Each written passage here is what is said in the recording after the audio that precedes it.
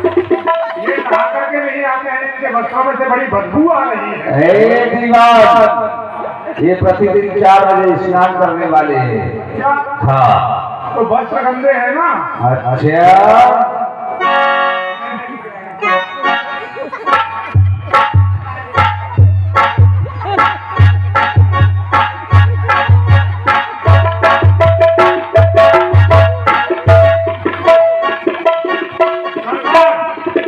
लड़का बेकार।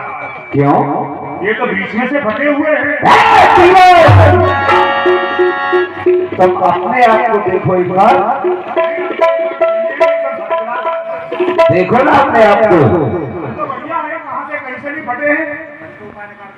अच्छा कलाकार कहाँ नीचे से देखो अपने आप को नीचे से।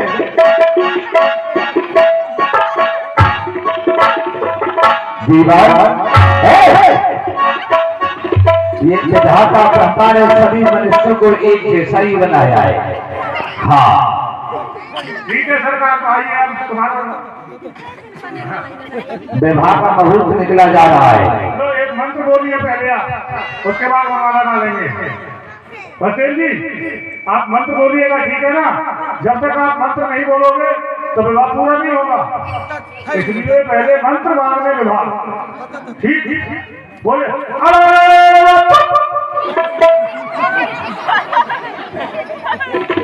बोलिए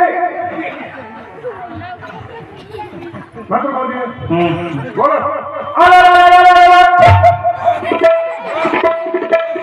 ये कौन सा मंत्र है? अरे ये वेद मंत्र है, आप बोलिए। ये ऐसे हमसे नहीं बोले। ये 4 वेद 6 7 और 18 पुराणों में से नहीं है, तो एक नया पुराण बनाया है, वो गड़बड़ पुराण है। उस गड़बड़ पुराण का है ये। तो बोलिए आप। तो हमने तो पढ़ा लिया है गड़बड़ पुराण। हम तो पढ़ा रहे हैं ना। अरे इस समय तो ब्राह्मण हम हैं और हम जो मंत्र बोलेंगे वो तुम्हें बोलना पड़ेगा। तो बोलिए आप मंत्र।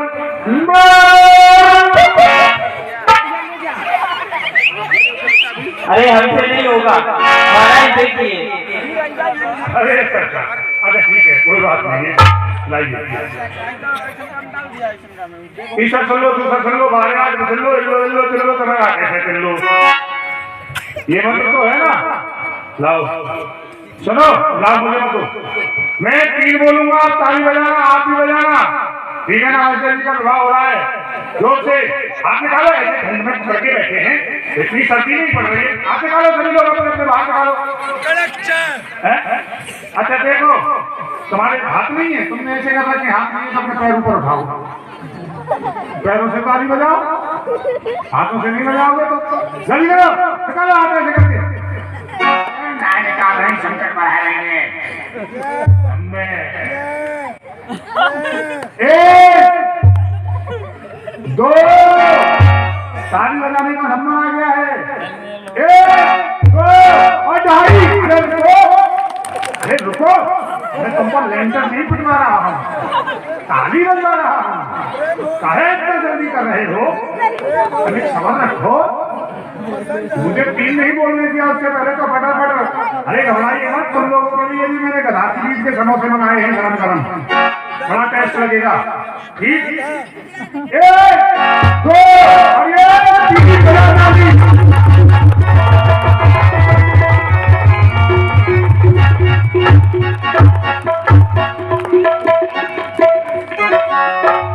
ठीक है, बजा दिया सरकार। वरमाला का फंक्शन तो हो गया, अब मैं भावर डलवा देता हूँ। अब जो और विभागीय कार्य है वो अंदर महलों में होते रहेंगे, यहाँ पर दहेज का कार्य किया जाएगा।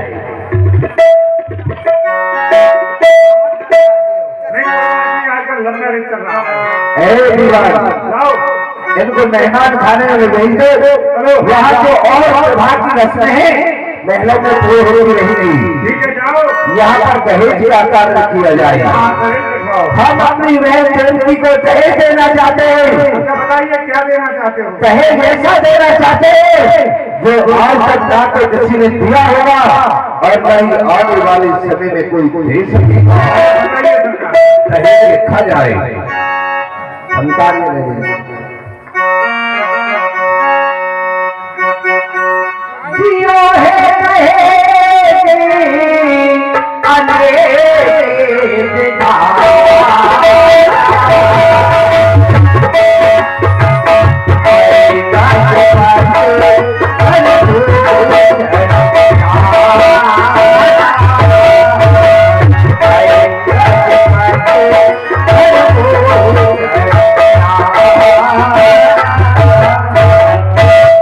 दीवार हमारी सरकार दहेज में लिखा जाए 1 खजाना सोने का 1 खजाना चांदी का।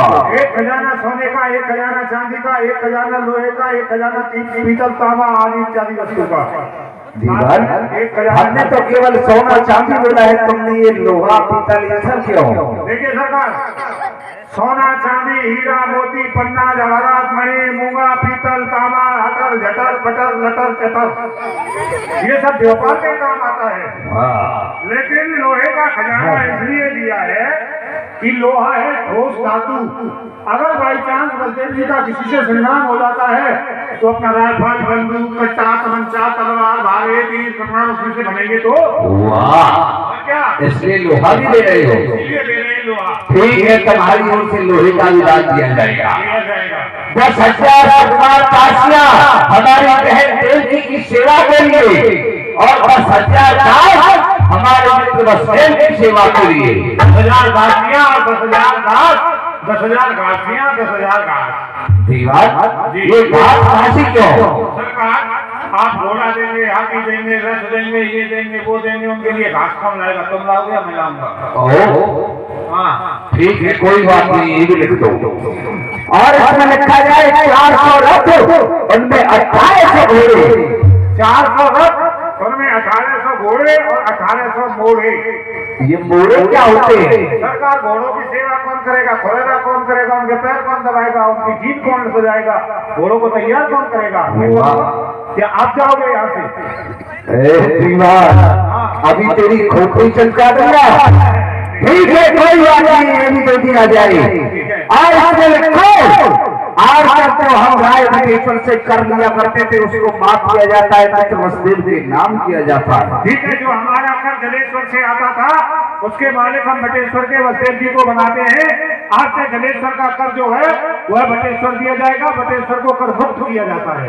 और 10,000 दास बसदेव को दहेज में दिए। 10,000 हाथी अंबारियों से सजे हुए बसदेव के लिए दान में दिए जाते हैं। 10,000 हाथी, 10,000 हाथी। ये हाथी क्या होते हैं? सरकार हाथियों की अंबारी कौन सजाएगा? मैं सजाऊंगा या आप सजाओगे? पीलवान भी तो साथ में चाहिए ना, अंकुश वाला। ठीक है, वो भी दे दिया जाएगा।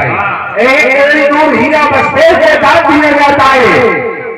एक कोहिनूर हीरा बसदेव जी के लिए और एक 9 लाख का हार हमारी बहन देवी के लिए। और एक 9 लाख का हार देव जी के लिए और एक 2 लाख का हार दीवान के लिए। दीवार तू क्या हार पहन करके घूमेगा? मेरी घरवाली तो पहन सकती है। हमारी ओर से दहेज पूरा हुआ, तुम अपनी ओर से कुछ देना चाहते हो? मैं अपनी ओर से देना चाहता हूँ बुआजी के लिए एक बकरी। बकरी? बकरी का क्या होगा? सरकार देखो, हाथी घोड़ा सब आपने दान कर दिया है। हाँ, लेकिन बकरी आपने नहीं दी, उसकी कमी छोड़ दी थी। हाँ, बकरी क्यों? सरकार बाई चांस बुआ जी को बुखार आ गया और बुखार में बुआ जी की प्लेट कम हो गई तो बकरी का दूध प्लेट बढ़ाने के लिए काम आता है।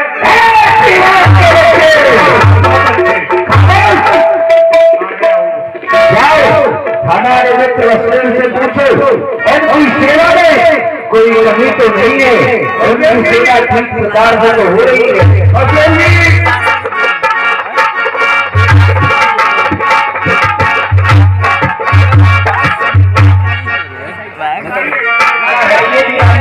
वैसे तो हमने बहुत कुछ दे दिया है, लेकिन फिर भी आपको कोई स्कॉर्पियो वगैरह चाहिए तो बताइए। अब अभी हमको नहाना भी नहीं है तो आप हमको महाराज से मिलवाइए। अरे हमको ही बता दीजिए क्या बात है। यही बता दिया कि बसदेव जी आपसे मिलना चाहते हैं, जाइए। अच्छा, मिलना चाहते हैं? हाँ। हमसे मिल लीजिए। नहीं मिलोगे? महाराज की जय हो। महाराज बसदेव जी मिलना चाहते हैं आपकी। कहो मित्र बसदेव, और क्या कहना चाहते हैं? हे राजन, घर पे ही जाके फूल होते हैं, इसीलिए अब हम अपने राज्य के लिए वापस जाना चाहते हैं। क्या कहा मित्र बसदेव? आप वापस जाना चाहते हैं? और हम घर जाना चाहते हैं? क्या हमारे सेवकों से आपकी सेवा में कोई कमी रहेगी? अरे अभी तो आप हमारी मथुरा में आए हैं, अभी दामन संभाला है, तुम्हारी क्या होगे हमारा आप क्यों जाना चाहते हैं? अभी तो आपको कुश्तियों में बिठा करके यमुना की सैर कराने नहीं चलूंगा। अभी तो आपको अपने मथुरा का विशेष भूतेश्वर अखाड़ा भी दिखाऊंगा, जहाँ गए संत मुस्तक और चांदू चार पहलवान हमेशा बैलों की तरह लड़ा करते हैं। आप धीरे धीरे आने की बात नहीं राजा, देखिए अब तो आना जाना लगा ही रहेगा, लेकिन अभी आप हमको यहाँ से विदा करें। यदि आप जाना चाहते हैं तो मैं आपको बार बार रोक करके आपको मजबूर नहीं करूंगा, लेकिन आपसे एक प्रार्थना अवश्य करूंगा। कहिए राजा। मैंने अपनी बहन देवकी को बड़े लाड़ प्यार से पाला है। जिस समय वो मथुरा से पिता होकर के जाएगी तो उसको ऐसा लगेगा कि मेरा भाई मुझे अपने आप से दूर नहीं रहा है, और ऐसा सोच करके वो रोने लग जाएगी। मैं उसको रोते हुए नहीं देख सकता हूँ। यदि आपको कोई कष्ट न हो तो कुछ दूरी तक आप दोनों का साथ जीवन करके आप लोगों को विदा करने के लिए चल सकता हूँ। क्यों नहीं राजा, ये तो हमारे बड़े ही और धन्य भाग हैं कि स्वयं मथुरा नरेश और हमारे साथी बनकर हमको विदा करने के लिए चलेंगे। हे राजन, हमें कोई आपत्ति नहीं है। आप कुछ समय महलों में विदा दिए, मैं तब तक चलने का आयोजन करवाता हूँ। महाराज, जो हमारा दिग्विजय रथ है उसको तैयार करवाया जाए, एकदम तैयार है, सजा हुआ, फूलों से सजा हुआ, और हमारी बहन देवकी को बुलाया जाए। आज हम उसे समझा बुझाकर तभी विदा करेंगे। आओ आओ आ जाओ, अपने भैया से मिलो, जाते समय विदाई का जाती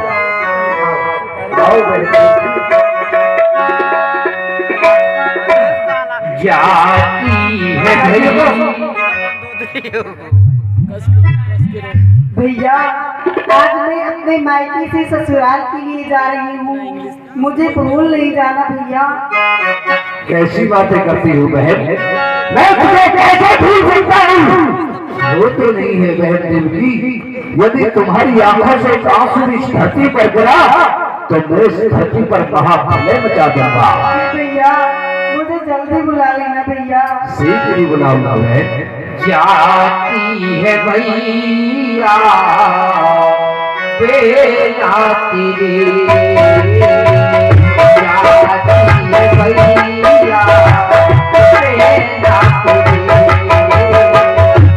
जल्दी बुलाना बोले बजाना मत में रे, जाती है भैया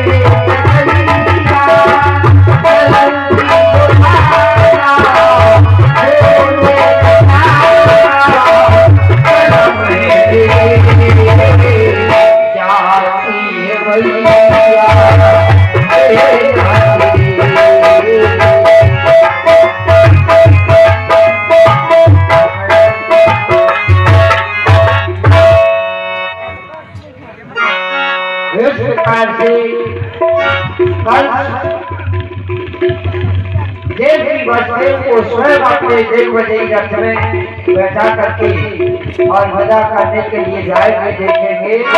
आज इस रथ का बड़ा सौभाग्य है जो कि मैं स्वयं इसका सारथी बनूंगा, अपनी बहन देवकी को स्वयं विदा कराने। मेरे को घर कन्या की खाकर किसके घर पड़ती नहीं, काल जीवन धोखत है जो बंधनवार का बहुत निकला जा रहा है। संभाल करके बैठ जाना, क्योंकि ये हमारा रथ आकाश मार्ग से चलेगा पवन की गति से। आप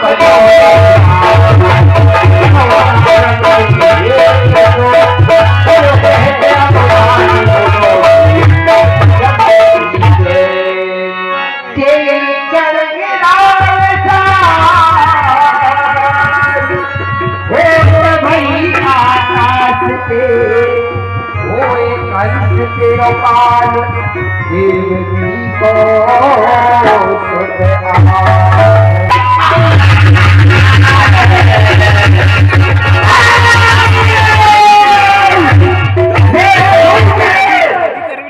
ये क्या हुआ? मैं जैसे ही रस्ते लेकर के नगर के बाहर निकला तो आकाश में से एक आवाज आ रही है कि अरे राजा कंस जिस बहन को किसी के साथ विदा करने के लिए जा रहा है, इसी बहन का जो 8वां लाल होगा वो तेरा काल है। ऐसा कैसे हो सकता है? अरे ये कहां से बोला? किसने ये शब्द सुनाया है? पिछली सी जल में तारापति का काल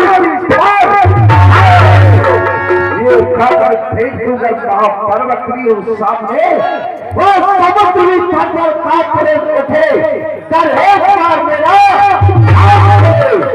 ये काल को, अरे काल को तो मैंने बत्ती बना रखा है। बड़े बड़े राजा महाराजाओं को अपने चरणों का अगर ये देवताओं की देववाणी है और यदि ये सत्य है तो हे देवो तुम्हारा से ले लो। अरे अभिमानी ये तो हम देवताओं की दूसरी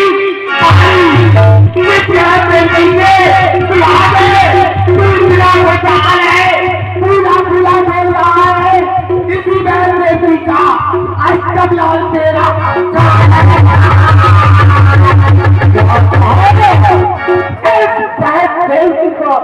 लाल तेरा काल है, तब तो मैं इस देवकी को ही जीवित नहीं छोड़ूंगा। इस देवकी को ही जान से मार दूंगा, क्योंकि जब ना होगा लोहा तो बनेगी छुरी फिर कैसे? जब ना होगा तो बचेगी पासली कैसे? जब वो खार बिना चढ़ी को तो बढ़ेगी डाल फिर कैसे? जब ना होगी देव की जिंदा तो आएगा मेरा काल। देवताओं की आकाशवाणी सत्य है। इस देवकी को तो मैंने एक हार समझा था। अरे कला अपना सजाने को ये शक्तिशाली नागिन बन गई। मुझे अगर इसने मेरे साथ ऐसा छल किया है तो उसका फल भी यही पाएगी। सूरज छुपेगा बाद में, पहले देव की मारी मेरे काल को जन्म देने वाली काली नागिन तुझे इस रथ में बैठ करके ससुराल जाने का कोई अधिकार नहीं है। इस रथ को नीचे उतारो। सच समान की रानी रथ की उतरे पयो मरने के लिए तैयार हो जा काली नागिन। मेरा जीवन समाप्त हो चुका है। भैया भैया देवकी मेरा कुछ दोस्त, तेरा कोई दोस्त नहीं है। मेरा कुछ अपराध, तेरा कोई अपराध नहीं है। भैया जब मेरा कोई दोस्त नहीं है, मेरा कोई अपराध नहीं है, तो इस निर्दोष पे खड़क का प्रहार क्यों भैया?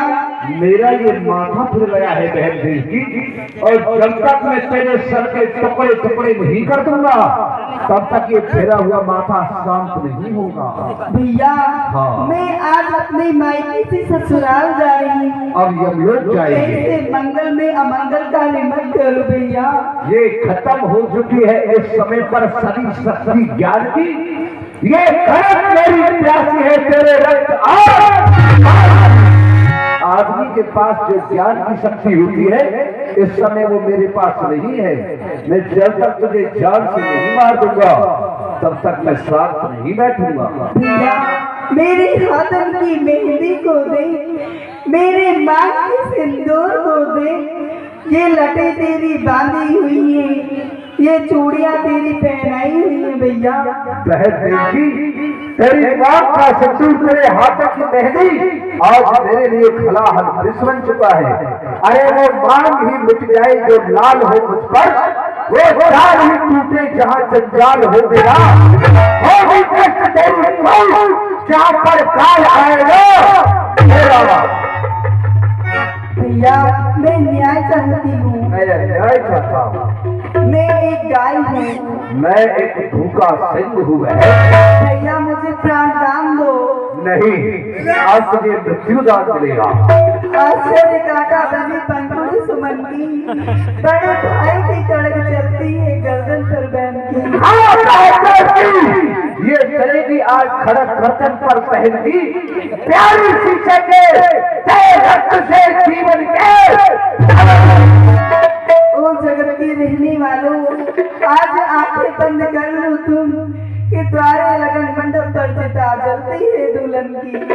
पाप की डाली कभी फूलती फलती नहीं, कागज की नाव कभी दरिया में चलती नहीं। जो रचाता है सब जगत को, चला उसकी मुटाने को, चलाए घी उबल करके आज अग्नि बुझाने को। हे भैया, अगर तू मुझे मारना चाहता है, नहीं महाराज, नहीं मारेंगे।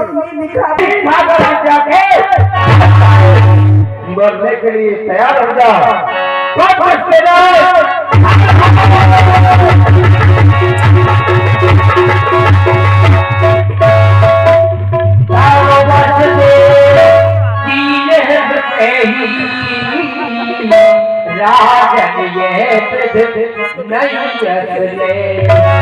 राजन ये आप क्या करने जा रहे हो? क्या बात है? कोई हमारे बीच में अड़े आते हो? राजन, हम आड़े नहीं आते, लेकिन आप गलत रास्ते पर जाते हो। गलत रास्ते पर जाते हैं इस तरह से कि नहीं है काम छत्री का, नहीं है काम छत्री का जो उठाए सिर्फ पर, और नहीं है धर्म की नीति जो जताए पर। ये अभी आपकी बहन भूपत मंगल के घर में है। जरा कुछ सोच लिए राजन, बना मंगल भी हे राजन, जरा सोचिए, आप क्षत्रिय हैं और क्षत्रिय स्त्री पर कभी अत्याचार नहीं करते, फिर इसलिए तो ये आपकी बहन है। हाँ, ये मेरी बहन नहीं, ये मेरी बहन हो चुकी है। तो कंगनों की बातें कर रहे हो, वो कंगन उसको पहनाए थे, कभी पहनाए थे। अब और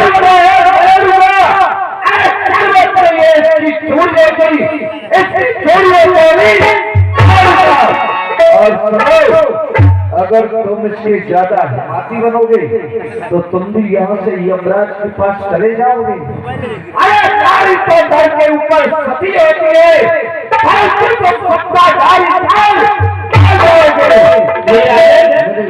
से हट जाओ जो आप ये सब कुछ भूल चुके हो।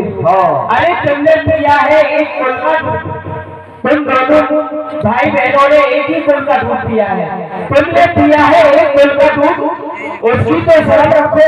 तलवार करे ज्ञान में क्षत्रिय धर्म रखो। इस दुनिया में सबसे बड़ा एक ही धर्म है, अपने जीवन की रक्षा करना। और जब मुझे पता चल गया है कि मुझे मारने वाला इसका लाल है, तुम्हारी प्राण सुरक्षा, अपने प्राणों की रक्षा करने के लिए इसको मार देना मेरा धर्म नहीं है। मैं सभी धर्मों को जानता हूँ, बस मुझे कोई धर्म सिखाने की आवश्यकता नहीं है। हे राजन, तो ये अत्याचार और ये पापाचार मैं अपनी आंखों से, तुम इसको अपनी आंखों से नहीं देख सकते। अरे इसका तो सीधा सा उपाय है, बस या तो अपनी दोनों आंखें खोल दो या फिर अपने मुंह को आंखें फेंक दे। क्या कहा आंखें फेंक दे? जो हम आए देखा संसार में, हमको जन्म लेना था किसी कायर पुरुष परिवार में, हम सूर्य की संसार कहकर किस तरह से सामने अन्याय हो और फिर भी आंखें। हे राजन, ऐसा तो कदापि नहीं हो सकता है। अगर तुम ऐसा नहीं कर सकते हो तो और देवी से पहले तुम ही मरने के लिए तैयार हो जाओ। और कहीं बचोगे तुम दोनों मेरे कठिन दुधारे से।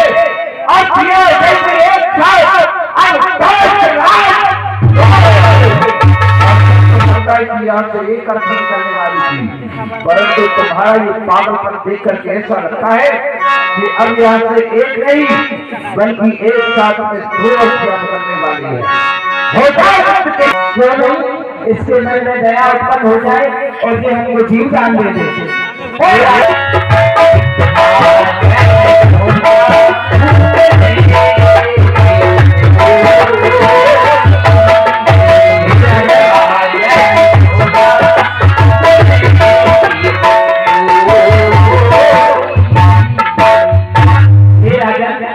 मैं आपसे युद्ध तो नहीं कर सकता, लेकिन एक मित्र होने के नाते मैं आपसे तो आपका काल नहीं है। हे राजन, मैं आपसे यही विनय करना चाहता हूँ कि आप इस देवी को जीविका दीजिए। मुझे तुम्हारे ऊपर विश्वास नहीं होता है, तो एक समय रावण ने घड़ी दिखलाई थी संताप की। अरे पुत्र था प्रहलाद जिसने जान ले ली। आप मुझे 3 वचन दीजिए। हे राजन, ये दिन के राजा सूर्य और रात के राजा चंद्रमा, इन दोनों को साक्षी मानकर मैं आपको 3 वचन देता हूँ कि जितने भी देवी पर पुत्र होंगे मैं आपको ला करके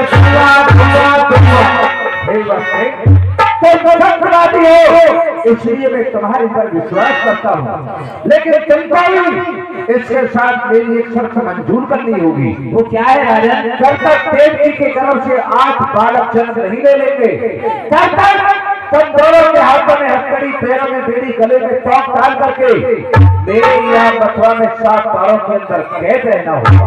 क्यों नहीं राजन? ये धर्म पर बलिहार सब कुछ बात है क्या बड़ी? धर्म के खातिर सहूगा और इसको ले जाओ यमुना किनारे वाले 7 तारों के अंदर कठिन कारागार में डाल दो। बस देव जी, कहिए दीवार मैंने पहले ही समझाया था मत करो, शादी तो हो जाएगी बर्बादी। हमारी शादी तो आप ही कराए थे ना। आ जाइए, अब आपको जेल में ले चलता हूँ।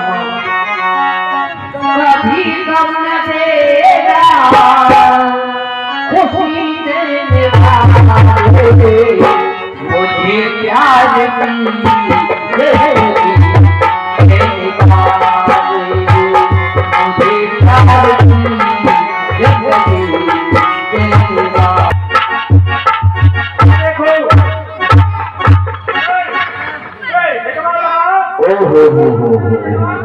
दीवार कुछ ही समय पहले ये वसुदेव और देवी मथुरापुरी की सेवा सुबह हो गई थी।